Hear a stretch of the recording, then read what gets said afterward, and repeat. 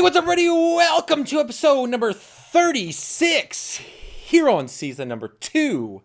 And today we are getting into reinvesting the dividends into bonds. This question comes from J1inabillion. He asked, how about just put all the dividends in Park My Cash or Public Works? So this question stems from one of my last videos, which I cover Stash Recap January edition, and there I talk about dividends and where I'm investing dividends, and I'll touch on it a little bit. He's asking, why don't I just invest my dividends into the Park My Cash or reinvest them back into Park My Cash? Anyways, these videos are meant for educational purposes only. They are not meant to be taken as financial advice. You are responsible for your own assets, and to properly protect them, make sure you do your own research. Let's go ahead and get into it. So I like the idea of reinvesting my dividends, even that I get paid from my stock ETFs, into Park My Cash or Public Works, which are two ETFs that are bond type ETFs. I do know that this would help preserve my capital. However, that's not something that I'm looking to do as of right now. My account's still pretty young, and I'm still looking to get substantial growth on that account. So for me right now, it would make more sense to reinvest those dividends back into stock paying dividends. I could see myself doing this once I was able to pay for the original investment on those stock ETFs with the dividends. So for instance, if I bought a stock or an ETF that was $20 when I bought it, and then I got paid dividends up to $20, so now I had $40 invested in there, then I could imagine myself taking any dividends that I got paid after that and reinvesting those back into a bond type ETF. Right now, though, I am reinvesting a lot of my dividends into Park My Cash because I am currently on the journey of turning that Park My Cash up to 25% invested. And right now I sit at about 10% invested. So it's just something that I'm looking into doing.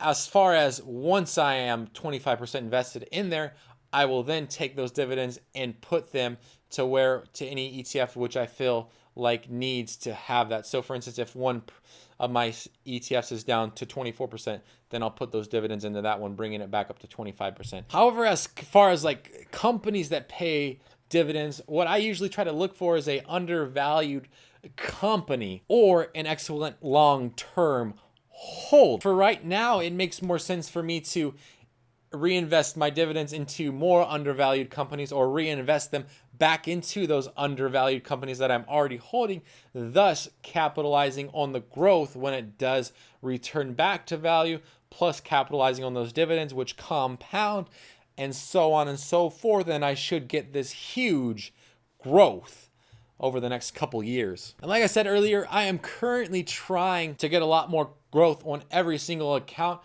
More or less on Acorns, I'm being a little bit more conservative now, but definitely on Stash and Robinhood. So because this doesn't fit into like my overall goal of like preserving my capital, it's not something that I am currently looking at doing. However, in the next like 10 to 20 years, it would be something that I could definitely see myself looking more into. It's not something that I've actually pondered a whole lot because my account is so young, and I would like to see a lot more substantial growth before I start trying to preserve a lot of my profits and a lot of my capital that's invested. So I hope that that makes a lot more sense on why I'm not just reinvesting my dividends back into those bond ETFs. Anyways, we'll go ahead and leave it right there. Let's go ahead and dive into the question of the day. What are some things that you haven't seen or read but know everything about because of pop culture? For me, it would probably like, I feel like this is like it's like pop culture, but you haven't seen or read about it.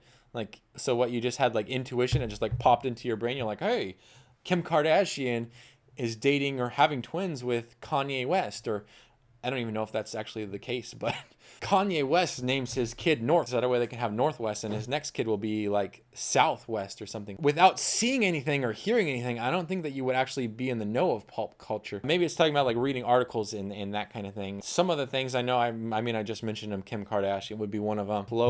I know a lot. I apparently know a lot about the Kardashians. A little bit about Justin. I feel like I'm like 2 years behind pop culture. So if it's like something that happened 2 years ago, I'm like, okay, but I pretty much recently have like turned out a lot of TV and that kind of thing. So a lot of the content that I consume is probably on YouTube. So I know more or less about Logan Paul and his incident. But that would be pretty much all I know. Like I always say, if you have any questions regarding Stash, Acorns, Robinhood, as well as general investing advice, business, Etsy coaching, post those questions down below.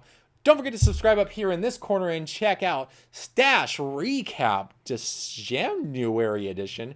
Check those out right here. And as always, thank you for watching. I really appreciate it.